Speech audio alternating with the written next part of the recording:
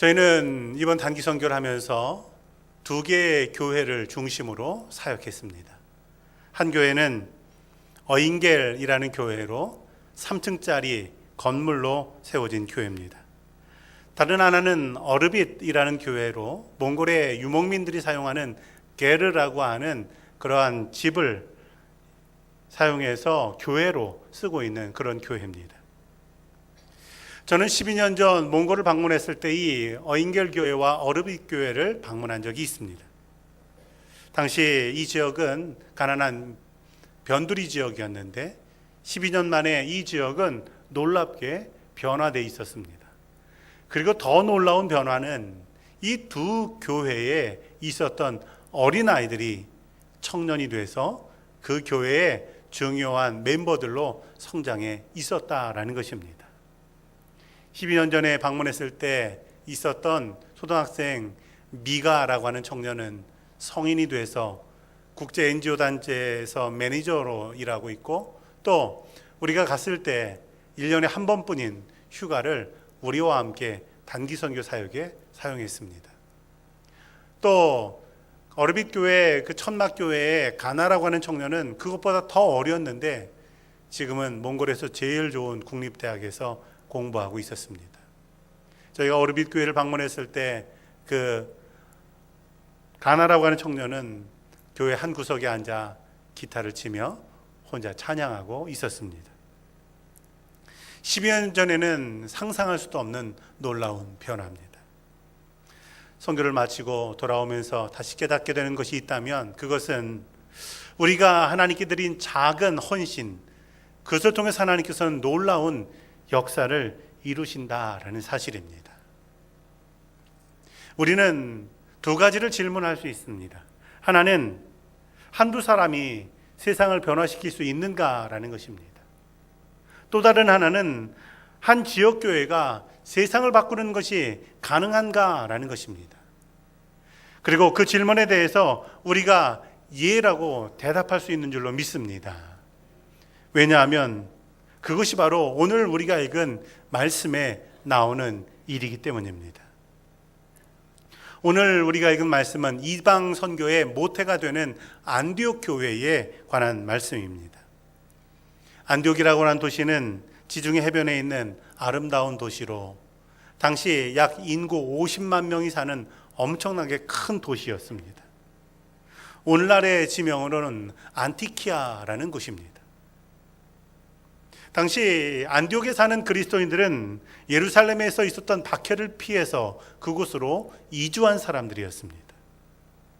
기존의 안디옥에 사는 사람들 입장에서는 이제 새롭게 안디옥으로 이주해 온 성도들을 볼 때 별 볼 일 없는 시골 사람들이었습니다. 그런데 시간이 지나면서 그들에 대한 생각이 달라지게 됐습니다. 왜냐하면 그들은 만나는 사람들에게 복음을 증거했고 자신들이 예수를 믿고 사는 것을 굉장히 자랑스럽게 여겼기 때문입니다. 그래서 안디옥에 사는 사람들은 그 성도들을 향해서 그리스도인이라고 부르게 됐습니다. 오늘날 우리를 그리스도인이라고 부르게 되는데 이것의 첫 번째 시작이 이 안디옥 교회에서 시작이 되었다라는 것입니다. 뿐만 아니라 오늘 우리가 읽은 말씀은 이런 안디옥 교회에 또 다른 한 가지 특징이 있다는 사실을 보여줍니다.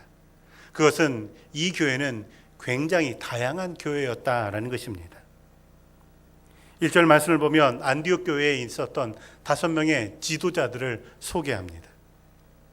학자들은 이 5명의 이름을 소개하는 순서가 아마 나이 순이라고 그렇게 추측합니다.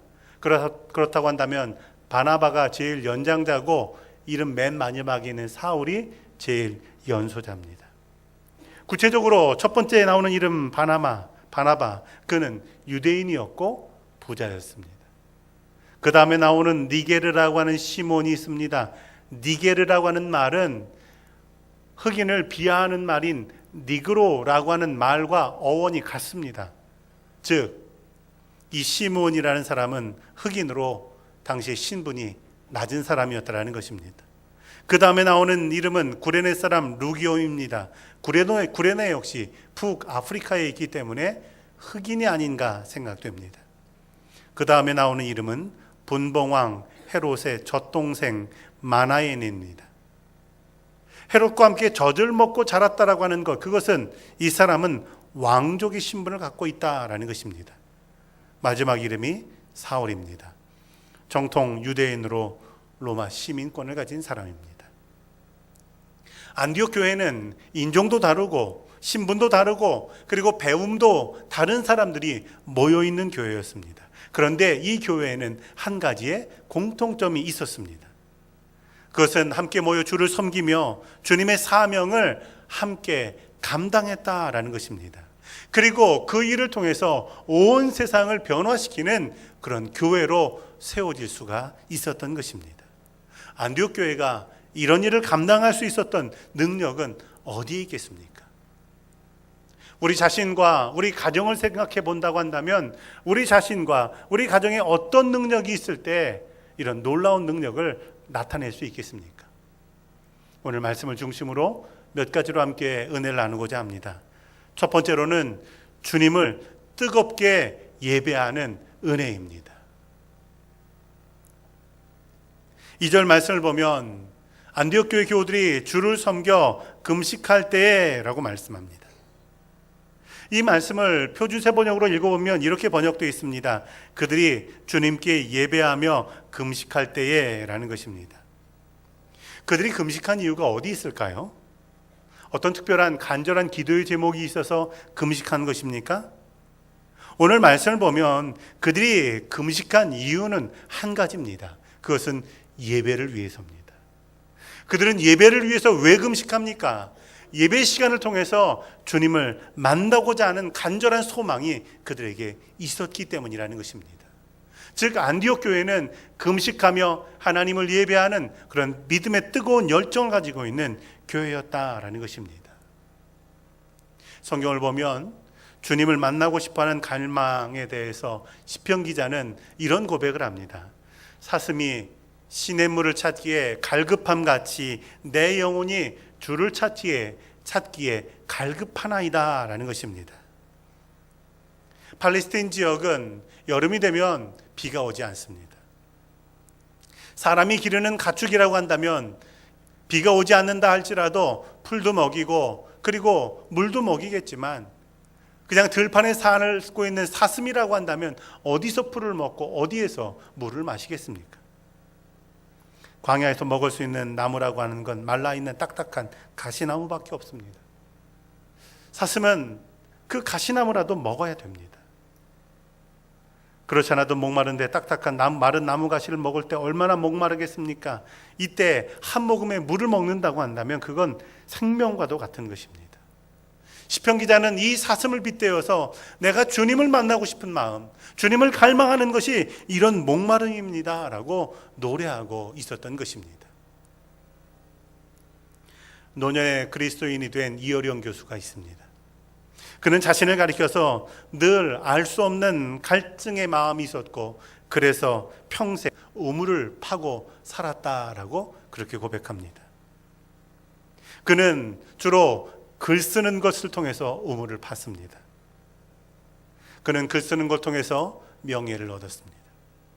그는 글 쓰는 재주를 통해서 돈을 벌었습니다. 그런데 그 어떤 것을 통해서도 그가 가지고 있는 목마름은 채워지지가 않더라는 것입니다. 그래서 수많은 우물을 팠습니다. 그래도 채워지지 않습니다. 광야를 지난 후에야 비로소 영원히 목마르지 않는 샘물을 만났다고 그는 고백합니다. 그것이 바로 예수 그리스도와의 만남입니다. 이어령 교수는 이렇게 말합니다. 주님 만나고 나니까 목마름이 채워졌습니다. 그러면 오늘 우리는 어떻게 주님 만날 수 있습니까? 주님이 2000년 전에 돌아가신 분이라면 어떻게 그분과 교제할 수 있습니까? 마태복음 18장 20절에서 예수님께서 이렇게 말씀하십니다. 두세 사람이 내 이름으로 모인 곳에 나도 그들 중에 있다라는 것입니다. 두세 사람이 모인 곳은 어떤 곳을 말합니까? 예배의 자리를 의미합니다. 그리고 주님께서 그 자리에 함께 계신다라고 하는 건 예배 자리에 주님께서는 찾아오셔서 우리를 만나 주신다라고 하는 사실입니다. 우리에게 예배가 왜 중요합니까? 우리는 예배 시간에 주님의 은혜를 누리며 주님을 만나며 그리고 주님의 말씀을 먹을 수 있기 때문이다라는 것입니다. 제가 주님 만난 것은 고등학교 때 일입니다. 그 전까지 저는 예수님을 인격적으로 만나지 못했습니다. 뜨겁게 주님의 은혜를 체험하지도 못했습니다. 그런데 수련회에 참석했다가 열심히 찬송하고 부르짖어 기도하며 또 주님을 예배하며 그 시간에 비로소 구체적인 예수님을 인격적으로 만나게 됐습니다. 예수님이 십자가에 달려 나를 위해 죽으셨다는 사실이 믿어졌습니다. 그때 제 눈에서 회개의 눈물이 터져 나왔는데 3박 4일 수련회 기간 내내 울기만 했습니다. 지금 돌이켜보면 고등학생이 죄를 지었으면 얼마나 지었겠습니까? 그런데 당시에 예수님 만나고 보니까 세상에 이런 죄인이 또 없는 것입니다. 근데 더 놀라운 사실은 예수님을 만나고 나니까 내 삶에 가지고 있던 문제들이 치유되고 회복이 되더라는 것입니다. 당시 저는 고등학생이었고 저희 가정에는 여러 가지 어려움이 있었습니다. 저 자신도 일반적으로 고등학생들이 가지고 있는 여러 가지 문제들을 가지고 있었습니다. 그런데 예수님을 만나고 나니까 어려움들이 치유가 되고 문제가 해결된 건 아니지만 견뎌낼 수 있고 또 이길 수 있는 힘을 얻게 되는 것이었습니다. 우리 교우들의 삶 가운데 어떤 삶의 일들이 있습니까? 주님을 뜨겁게 예배하게 될 때, 그리고 은혜를 경험하게 될 때 내 삶에 또 다른 변화가 시작된다는 사실을 믿으시기를 주의 이름으로 축원합니다. 오늘 안디옥 교회가 주님을 뜨겁게 예배할 때 어떤 일이 일어납니까? 교회가 하나 되는 역사가 그들에게 일어나게 되었다라는 것입니다. 안디옥 교회의 5명의 지도자들은 정말 다른 사람들입니다. 출신 지역도 다르고 피부색도 다르고 사회적인 신분도 다릅니다. 나이도 다 다릅니다. 흑인으로 사람들에게 천하게 여김받는 사람이 있는가 하면 왕족인 사람도 있었습니다. 부자인 사람이 있는가 하면 평범한 사람이 있었습니다. 그런데 이들은 뜨겁게 하나가 되고 사명을 감당할 수가 있었습니다. 그것은 예배를 통해서 주님을 만나는 은혜가 그들에게 있었기 때문이다라는 것입니다. 구약성경 창세기 35장을 보면 야곱이라고 하는 사람의 가정에 어려움이 찾아옵니다. 이제는 가족의 수도 늘어나고 재산도 좀 괜찮아져서 살만한 것 같은데 또 다른 어려움이 찾아왔습니다. 딸이 그만 수치를 당하는 일이 생겼고 아들들은 사람들을 잔인하게 죽였습니다. 뿐만 아니라 이 아들들은 아버지에게 반항합니다. 이런 어려움 가운데 야곱이 내렸던 결정이 무엇입니까? 그 결정은 자신의 모든 가족들을 향해서 베델로 올라가자라는 것이었습니다. 다시 말하면 하나님께 예배하러 나아가자라는 것이었습니다. 온 가족을 데리고 베델을 올라가서 하나님께 예배하게 될 때 놀랍게도 그 가정에 가지고 있었던 어려움들이 잠잠해지고 그리고 다시 회복되는 역사가 그들의 삶에 일어나게 되었다라는 것입니다. 우리 삶의 변화의 시작은 예배에 있는 것을 믿으시기 바랍니다. 우리 삶을 통해서 주님의 능력이 나타나는 건 역시 예배에 있다는 사실을 기억하시기 바랍니다. 더운 여름이지만 더욱 뜨겁게 주님을 예배하는 우리 교우들 되기를 주의 이름으로 축원합니다. 두 번째로는 주님의 음성을 듣는 것입니다. 주님을 예배하는 그 자리에서 안디옥 교회의 교우들은 성령의 음성을 듣게 됩니다. 2절 말씀을 보니까 성령이 이르시되 내가 불러 시키는 일을 위하여 바나바와 사울을 따로 세우라 하시니라는 것입니다. 주님의 음성을 들었는데 그 음성은 바나바와 사울을 선교사로 보내라고 하는 것입니다. 그리고 그들이 위대한 사역을 감당할 수 있게 된 것은 이 음성을 듣는 데에서 시작이 되었다라는 것입니다. 올해 가을 학기 화요성사 아카데미에서는 구약 성경 가운데 사사기를 한 학기 동안 공부하려고 합니다. 사사기의 시대를 가리켜서 학자들은 하나님의 음성 듣기를 외면했던 시대라고 그렇게 말합니다. 그 사사기를 보면 그때의 사람들은 각기 자신의 소견에 옳은 대로 행했다라는 것입니다. 그들은 하나님의 음성을 외면하고 자신들의 생각에 따라서 말하고 자신들의 생각에 따라서 행동하는 그런 시대를 살았던 사람들입니다. 그런 시대의 결말이 어떻습니까? 사무엘상 3장 1절을 보니까 사무엘이 엘리 앞에서 여호와를 섬길 때에 여호와의 말씀이 희귀하여 이상이 보이지 않았다라는 것입니다. 말씀이 들리지 않게 될 때 결국은 그 제사장의 집안이라 할지라도 멸망당하고 말고 이스라엘 공동체 전체가 어려움 가운데 있게 되었다라는 것입니다. 지금으로부터 약 130년 전 미국 동부 지역에서 한 선교사가 선교 보고 예배를 하게 됐습니다. 그런데 그 자리에 참여했던 20대 청년 두 사람은 동시에 같은 하나님의 음성을 들었습니다. 그들이 들은 음성은 고요한 아침의 나라 조선의 선교사로 가라라고 하는 음성입니다. 그리고 그 두 사람은 1885년 부활절 아침 조선의 제물포항으로 들어오게 됩니다. 한 사람은 당시 26살, 또 한 사람은 27살이었습니다. 그들이 바로 아펜젤러와 언더우드 선교사입니다. 그들이 조선 땅을 바라보며 가판에서 이런 기도를 했습니다. 주님, 부활절 아침에 우리는 이곳에 왔습니다. 사망의 권세를 이기신 주님께서 이 백성을 얽어맨 결박을 끊어주시고 하나님의 자녀로서의 자유와 빛을 주소서라는 것입니다. 130여 년 전 기독교인이 없던 이 땅에 지금은 처처에 교회가 생기고 그리고 어디서든지 우리는 그리스도인들을 만나게 됐습니다. 만약 아펜젤러와 언더우드 선교사가 이것을 본다면 어떤 생각을 하겠습니까? 주님, 130년 전 저에게 주님의 음성을 들려주셔서 감사합니다라고 기도하지 않겠습니까? 주님, 주님의 음성을 우리에게 듣게 하셔서 우리의 삶을 그렇게 고귀한 삶으로 살게 하신 것을 감사합니다라고 기도하지 않겠습니까?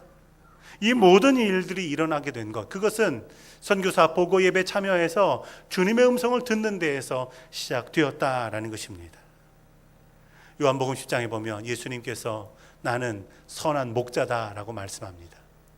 그리고 요한복음 10장 3절에 보면 그가 자기 양의 이름을 각각 불러 인도해 낸다라고 말씀합니다. 또 양들이 그의 음성을 아는 거로 따라온다라고 말씀합니다.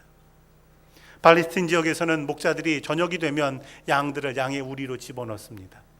그런데 들판에 있는 양의 우리는 개인이 사용하는 것이 아니라 다른 목자들이 다 함께 공동으로 사용하는 우리입니다. 여러 명의 목자들이 우리에다가 각각의 양을 집어넣습니다. 밤을 지내고 아침이 되면 이제 목자들은 자신의 양들을 데리고 또 다른 목초지를 찾아 떠납니다. 그때 자신의 양들을 어떻게 골라낼까요? 목자들은 자신의 양의 이름을 부릅니다. 더 놀라운 사실은 양들은 목자의 음성을 알아듣습니다. 자신의 목자의 음성을 들을 때 기뻐합니다. 그리고 그 목자를 따라 나서게 된 겁니다. 양은 목자를 따라가는 것, 그것을 통해서 새로운 삶을 얻게 됩니다. 예수님께서는 이 말씀을 통해서 우리와 주님과의 관계가 어떤 관계인가를 말씀하십니다. 그것은 우리가 주님을 보고 따라가는 것이 아니라 주님의 음성을 듣고 따라가는 것이다 라는 것입니다. 그래서 부활하신 후에 예수님께서 제자들을 향해서도 이렇게 말씀하십니다. 너희가 나를 본거로 믿느냐? 나를 보지 않고 믿는 것이 복이 있다라는 것입니다. 여기서 보지 않고 믿는 것, 그것은 바로 주님의 음성을 듣고 그 음성을 따라가는 것이다 라는 사실입니다. 오늘날 주님께서는 우리에게 끊임없이 말씀하십니다. 그리고 좋은 성도는 예수님의 음성에 귀를 기울이며 따라가는 성도입니다. 그렇다고 한다면 우리가 아무리 연약하다 할지라도, 아무리 어려움이 있다 할지라도 우리에게 언제나 살 길이 있다라는 사실을 믿으시기 바랍니다. 안디옥 교회 교우들은 성령을 통해서 부활하신 주님의 말씀을 듣습니다. 내가 세계 선교를 위해서 시킬 일이 있으니 바나바와 사울을 그 일을 위해서 보내라 라는 것입니다. 그리고 그 음성을 듣게 될 때 그리고 그 음성을 따라가게 될 때 이 안디옥 교회에는 세계를 변화시키는 놀라운 교회로 세워질 수가 있었던 것입니다. 우리 가정에 우리 자신의 어떤 음성 주십니까? 그 음성이 지금은 아무것도 아닌 것 같다 할지라도 그 음성을 따라가는 걸 통해서 내 삶의 변화가 일어나고 내 삶에 놀라운 역사가 일어난다는 사실을 믿으시기를 주의 이름으로 축원합니다. 마지막으로는 주님에게 순종할 때 열매를 거두게 하신다라는 것입니다. 오늘 말씀을 보면 주님께서 안디옥 교회 교우들에게 시키실 일이 있다라고 말씀합니다. 바울과 바나바를 선교사로 보내라고 하는 것입니다. 이제 그 공은 안디옥 교회 교우들에게 돌아왔습니다. 이때 그들은 어떻게 응답합니까? 3절을 보니까 이에 금식하며 기도하고 두 사람에게 안수하여 보냈다라는 것입니다. 우리는 기도할 때 성령 충만의 은혜를 경험합니다. 그런데 이 성령 충만이라고 하는 것은 우리에게 주시는 말씀에 순종하는 것을 통해서 우리의 삶의 열매로 거둘 수 있다라고 하는 사실입니다. 우리가 은혜는 많이 받지만 그 은혜에 응답하지 않고 그 은혜에 순종하지 않는다면 그것은 내가 받은 그냥 은혜로 그치고 열매로는 거둘 수 없다라는 사실입니다. 그런데 오늘 안디옥 교회 교우들은 주님 말씀에 순종하고 그리고 바울과 바나바를 선교사로 보내게 되었다라는 것입니다. 어떤 선교사가 유학생들을 위한 집회에서 자신의 간증을 했습니다. 자신이 어떻게 주님의 음성을 들었는지, 어떻게 순종했는지, 그리고 또 어떤 결과를 얻었는지에 관한 그런 간증이었습니다. 간증이 끝나고 나니까 한 자매가 그 선교사에게 질문합니다. 저도 선교사님처럼 주님의 음성을 잘 듣기를 원합니다. 그런데 그렇지 않습니다. 어떻게 하면 좋겠습니까? 그때 선교사가 그 자매에게 이런 말을 합니다. 주님의 음성을 잘 들으려면 주님을 향해서 안테나를 높이 들어야 됩니다. 아니, 주님을 향해서 어떻게 안테나를 들을 수 있습니까? 라고 물어보니까 그 선교사가 대답해 줍니다. 주님 말씀에 내가 순종하겠습니다. 라고 기도하는 것이라는 겁니다. 순종의 결단이 있을 때 주님의 음성을 들을 수 있다라는 겁니다. 주님 일단 말씀해 보십시오. 들어봐서 좋으면 그대로 하고 그렇지 않으면 그냥 그만두겠습니다 라는 마음으로는 주님의 음성을 들을 수 없습니다. 그래서는 주님의 기적도 경험할 수 없습니다 라고 말해 주었다라는 것입니다. 안디옥 교회 교우들에게는 5명의 지도자가 있는데 그 가운데 2명을 이제 선교사로 보내게 된 것입니다. 안디옥 교회는 예루살렘의 박해를 피해서 도망왔기 때문에 아직 형편이 어려운 교회였습니다. 이런 여건 가운데 그들은 주님의 음성에 순종하게 됩니다. 바울과 바나바를 보내게 됩니다. 그럴 때 어떤 역사가 일어납니까? 오늘 우리가 읽었던 이 말씀 이하에 보면 이제 바울과 바나바가 돌아다니면서 복음을 증거하는데 놀라운 역사가 일어납니다. 물론 어떤 곳에서는 방해하는 사람들을 만나기도 합니다. 그런데 어떤 곳에서는 한 지역을 다스리는 총독이 자신도 예수를 믿겠다고 그렇게 말하기도 하는 것입니다. 어떤 일이 어떻게 일이 이렇게 됩니까? 사도행전 13장 9절 말씀을 보면 사울이 성령으로 충만했다라는 것입니다.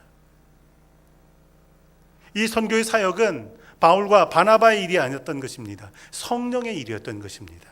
성령이 주도적으로 이끌어 가시는 일이었다라는 것입니다. 때로 우리는 자신의 힘으로 안 되는 일들을 경험합니다. 노력해도 되지 않을 때가 있습니다. 아니, 다른 누구를 변화시키는 것이 아니라 나 자신 하나를 변화시키려고 하는데도 제대로 되지 않을 때가 있습니다. 아니, 다른 누군가에게 복음 증거하는 것이 아니라 내 가족 하나 전도하려고 해도 도대체 그게 그렇게 쉽게 되지 않을 때가 있습니다. 이때 어떻게 해야 됩니까? 그대로 포기하는 것입니까? 그럴 때 우리가 해야 할 것이 있다면 내 힘이 아니라 성령의 능력을 의지하는 것인 줄로 믿습니다. 성령의 능력을 의지한다라고 하는 것, 그것이 바로 주님의 음성에 순종하는 것입니다. 그리고 주님의 음성에 순종해 나아갈 때 방해자들이 물러가게 되고 결국 복음에 관심을 가졌던 총독이 예수님을 믿게 되는 역사가 일어나게 되었다라는 사실입니다. 우리는 그 결과를 알 수 없지만 주님에게 순종하는 것을 통해서 주님이 일하시게 할 수 있고 그것을 통해서 놀라운 역사가 일어나는 것을 체험할 수가 있는 것입니다. 주님께서 일으키시는 변화라고 하는 것, 그건 그 시작을 알 수 없습니다.